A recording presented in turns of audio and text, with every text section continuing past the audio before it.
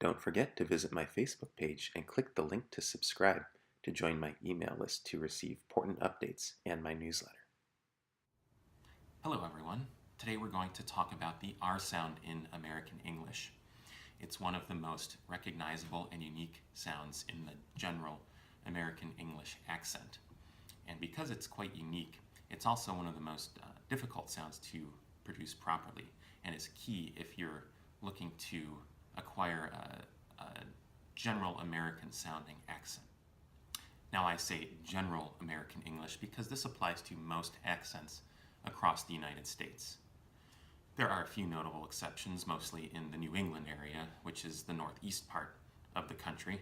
So if you're familiar with New York or Boston, people from there might not follow these rules because they don't often pronounce all of their R's when they speak. However, most accents in the United States will pronounce every single R that they encounter. So for those of you going for a sort of general American accent, this is one of those rules that you can actually learn where there's no real exceptions that I can think about. So why is it important to learn the proper American R sound?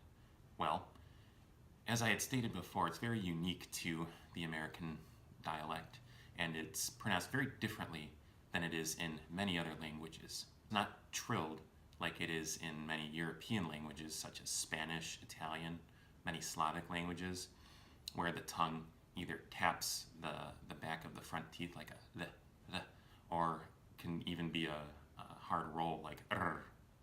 It is also not trilled in the back of the throat like the French air. It's a long, continuous sound that sounds like er. So how do we create this sound properly?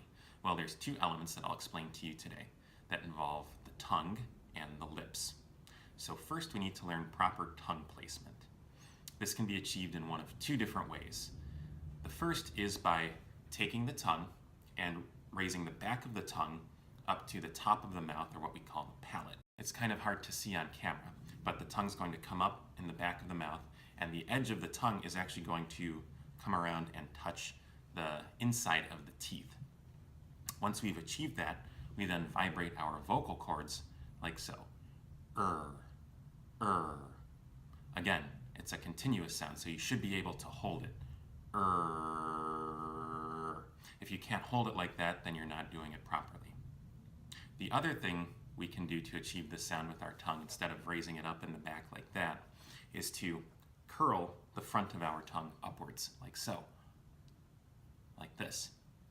And then vibrating the vocal cords. It's a little hard to hear the difference between the two, and they're quite similar.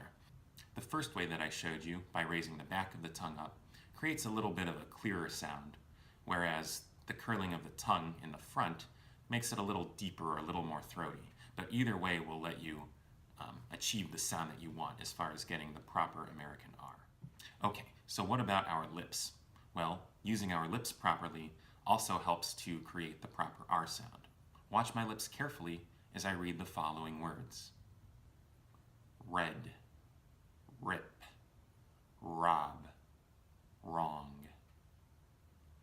Notice that these four words all either start with the letter R or the R sound, and in order to achieve this proper sound, my lips become very round at the beginning of the word. Here, watch me one more time. Red, rip, rob, wrong.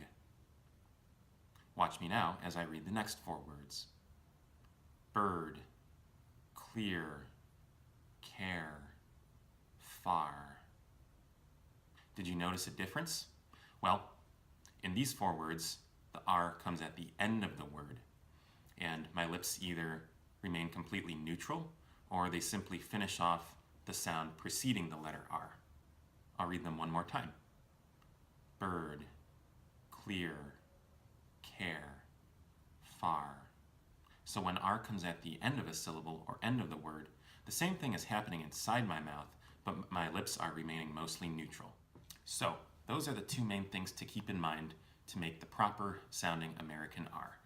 Tongue position in the mouth and action or inaction of the lips.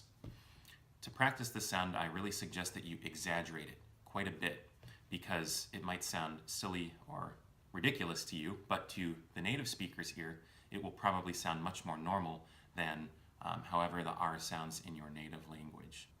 Learn this sound, practice it, use it often, and I promise it will go far towards sounding more like a native speaker.